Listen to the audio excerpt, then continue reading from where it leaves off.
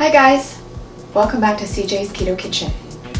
Tonight we are going to be making a delicious baked good that is going to take you through the end of summer and into the month of September. Tonight we are going to be making Keto Blueberry Crumble bars. So come along with me and let's get started.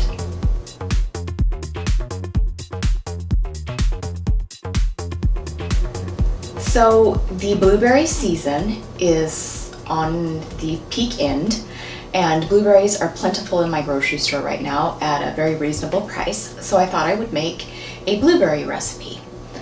And it's just in time because it is the end of August and our local coffee chain is already selling their famous pumpkin spice latte. So we have to get in the end of summer as soon as we can.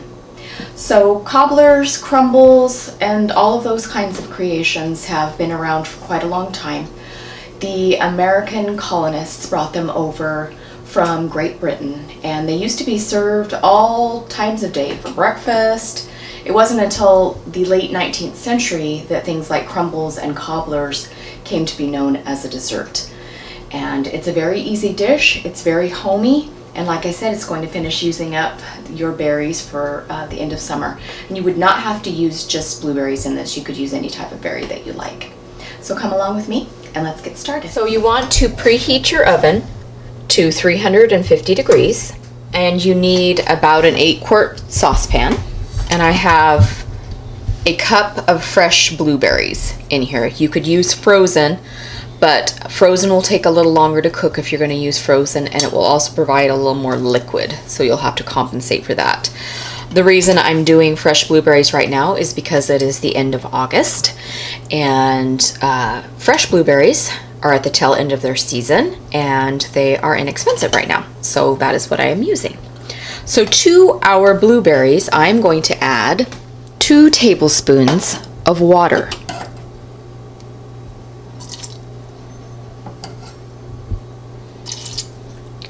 And then I'm going to turn my blueberries on quite high, almost completely to high, because we want these to get started on a low boil, because we are going to cook these blueberries. And as it starts to cook, I am going to start mashing them. I no longer have a potato masher because I no longer have potatoes, but I'm going to use my whisk, and hopefully that will be sufficient. So to begin the preparation of the rest of our crumble, it's going to be crust basically on the bottom and then the crumbly streusel top over the blueberries. We can hear our blueberries starting to sizzle over here. So just give them a look-see. Just keep an eye on them. I'm going to be keeping an eye on them while I'm still talking to you.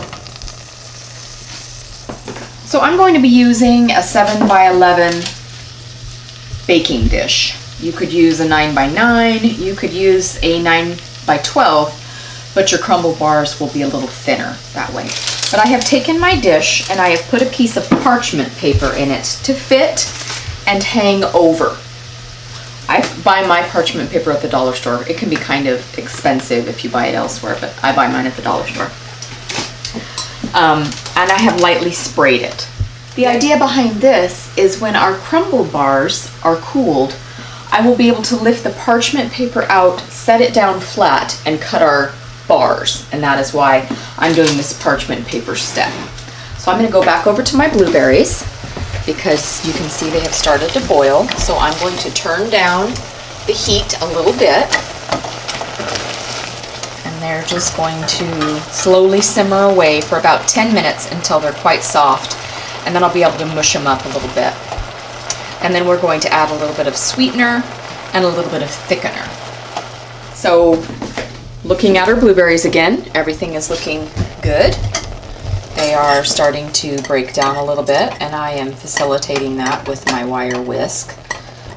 If you have a potato masher, you could do that with your potato masher too, but we don't need them completely broken down. We don't want blueberry sauce. We do still want a few whole blueberries in there. So I'm just going to let them go for about another 5 more minutes, and then we'll add our sweetener and our thickener. Okay, so we've let our blueberries cook for about 10 minutes now, and some of them are broken down, and that's good.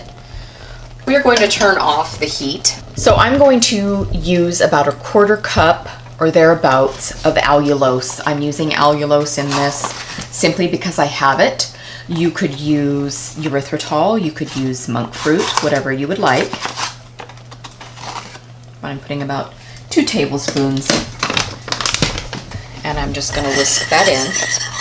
And this is powdered allulose, but you could use a granular natural sweetener in this step if that's what you had. And then the other thing that I'm going to put in is about 1/4 teaspoon of xanthan gum. And xanthan gum just comes in little tiny pouches like this, and you don't need to use very much. And with xanthan gum, you want to make sure that it's not bubbling. So I have turned my heat off. And you want to try and sprinkle evenly over your dish so that you don't create any lumps in it. And then we can whisk that in. And the xanthan gum will just further thicken our blueberries as they sit, almost like a gravy, if you will, or cornstarch if you were a carb eater. That would have been what you would have added. So we are using xanthan gum in its place. And we are just going to let our blueberries cool. We are now going to move on to the crumble part of our crumble bars. So for that, we are going to need almond flour, 2 cups. So that was 2 cups of almond flour. I'm also going to use 3/4 cup of unsweetened coconut flakes. That's 3/4 cup. That's not really going to give it much of a coconut taste necessarily. It's just going to give us a texture, that flaky texture that a crumble is supposed to have, or crumble bars will have. So we have that. Now we need our sweetener, and I'm going to use Sucrem Gold. I've got 2 bags here because I'm working on one and I'm not sure if I had enough in it. And I'm going to use the Sucrem Gold in this step because to me traditionally cobblers and crumbles and things such as that do really nice with a brown sugar style product, and because this is a brown sugar alternative, it lends itself very well for this type of dish. If you do not have a brown sugar alternative, you could absolutely use a swerve or a monk fruit erythritol. You could use a granular product, you could use a powdered product, whatever you'd like in here. But I have this and I'm going to use it because I would have used a brown sugar if I were making a traditional crumble. I'm using about 1/2 cup. And I'm just kind of mixing everything as I put it in, just with my clean hands. So I am going to add about 2 tablespoons of coconut flour. This is just going to give our crumble bars a bit of crumbliness, if you will, since it's crumble, because coconut flour adds just a touch of dryness to our almond flour. It's not essential, but if you do have it, it is nice in this dish. So once again, I'm hand sifting this.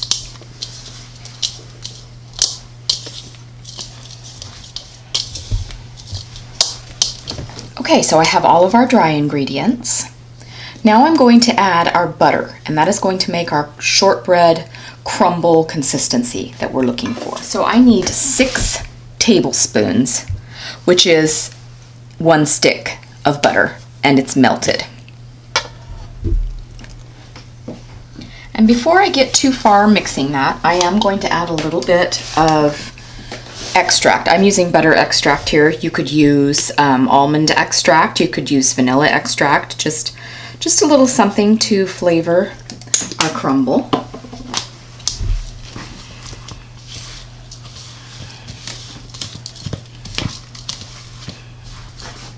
And I'm just working everything around, getting it all incorporated, and you'll see when I get done that it is indeed a crumble. It is crumbly, and that is what we are going for.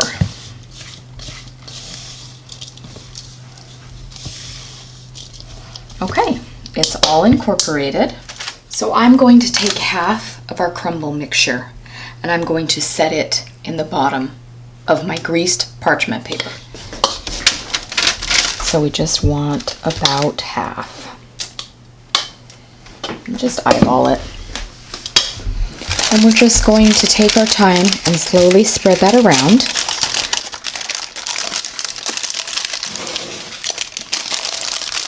And it's loud because there's parchment paper down.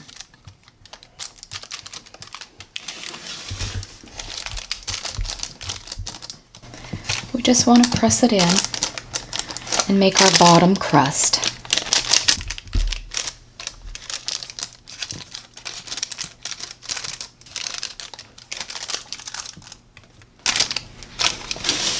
Just trying to be as even as you can, but this is a homey dessert, so no worries.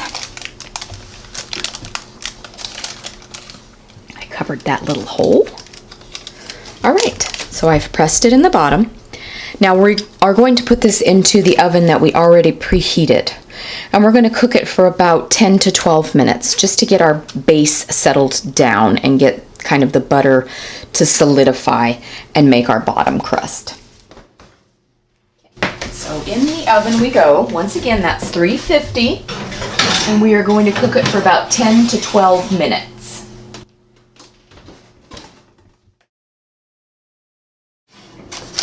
Okay, it's been in for 10 minutes, and that has just given it a chance to set up. So I am going to bring it out and let it sit for about 10 minutes. And then we are going to assemble the rest of our crumble bars.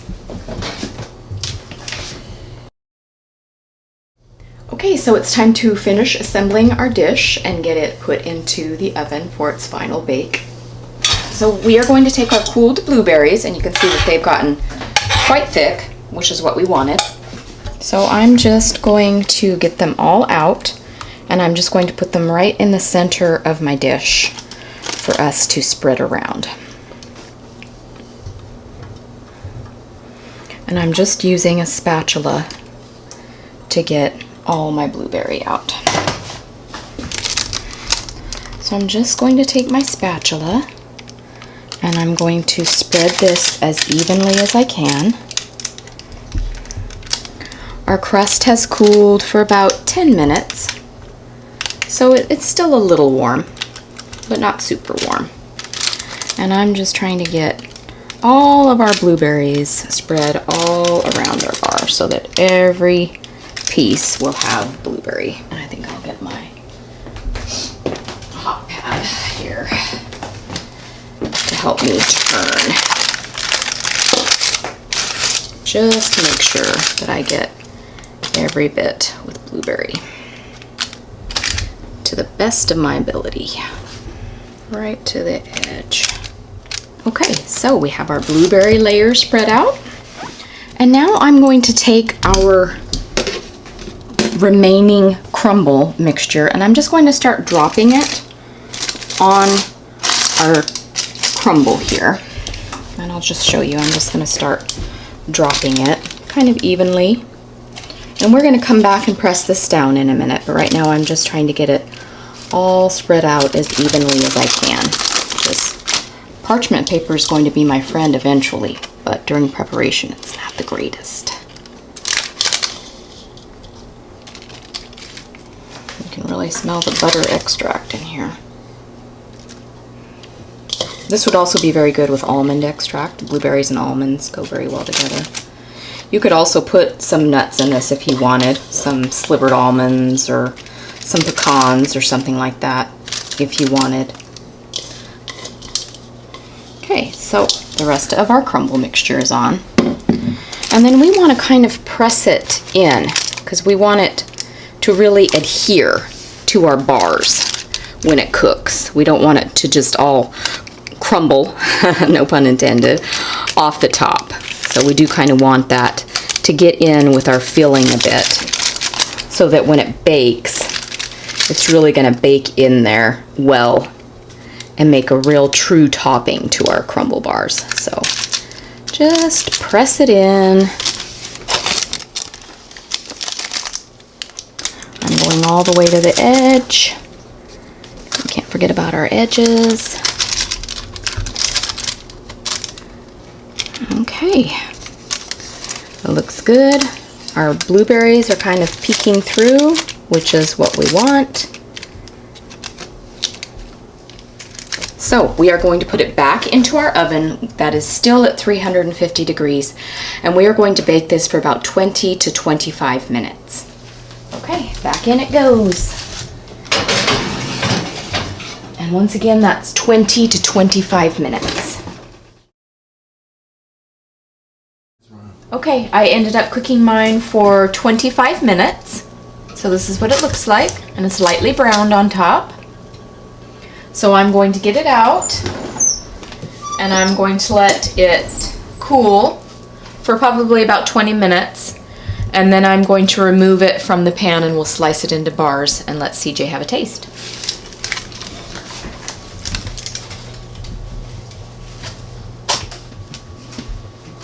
Okay, I'm going to attempt to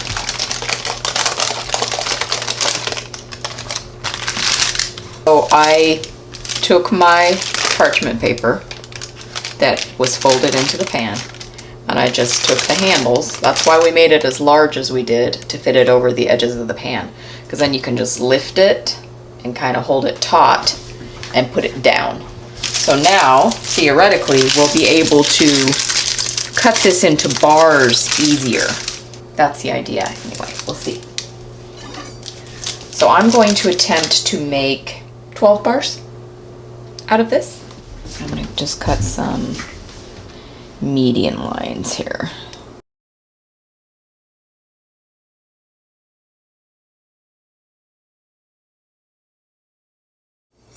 I'm trying to keep my knife as smooth as possible.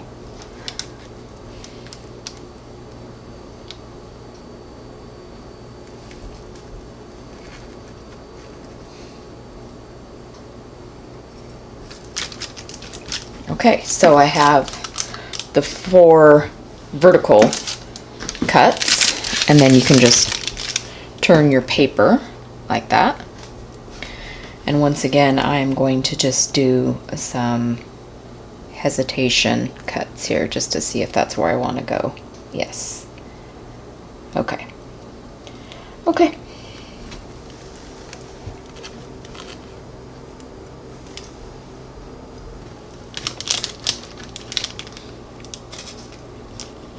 And I'm going to clean off my knife once again, just for my finger. Okay. Now I'm going to get my little tiny spatula, and I'm going to put some on a plate, and we'll let CJ have a taste. Hi, CJ. Hi. It's time for some blueberries. Yep. Blueberry crumble bars. Yep. They look like they were easy to make. I was just holding the camera. I guess everything looks easy from that angle. Yeah, but they were not very it didn't look like they were that complicated. No. They are crumbly. Mm-hmm. Good. Nice flavor, but not super sweet. Mm-mm. Not super sweet at all. It lets the berry do the actual talking. It's not obnoxious. It's not overly sweetened. It's more like just the natural sweetness of the berry. That's a good description. But it's not overly sweet. But it is sweet because of the berry. So yeah, it's a nice little treat. Nice to have around the house. Probably be really good with a cup of coffee. And yeah, I like it. Good job, baby. Thank you. Bye-bye. Blueberries in this. You could use any type of berry that you like. So come along with me and let's get started. Thanks for joining us again tonight. We hope that you enjoyed making these blueberry crumble bars. We hope that you will come back and see us again and consider subscribing and hitting the notification bell. We upload new recipes every Sunday, and we also have keto conversations on Wednesdays. Sometimes it's ketogenic food unboxings, sometimes it's what we eat. We try and vary our content as much as we can, all in keeping with the ketogenic lifestyle. So please hit the notification bell so that you know when we have uploaded a new video. We are also on social media. and we release photographs and teaser recipes, other recipe ideas, things that we're personally eating, and past recipes as well. So that's Facebook, Pinterest, Instagram, Twitter, and that's all CJ's Keto Kitchen. Please also head on over to our blog, that's cjsketokitchen.com, and there will be the recipe, and it is printable. It will have all of your ingredients, any other information that you need. I try and put a few interesting facts about what I have made, and there are some very interesting facts about blueberries that you won't want to miss. So please head on over there and come on back and see us again next week, and we'll see you then.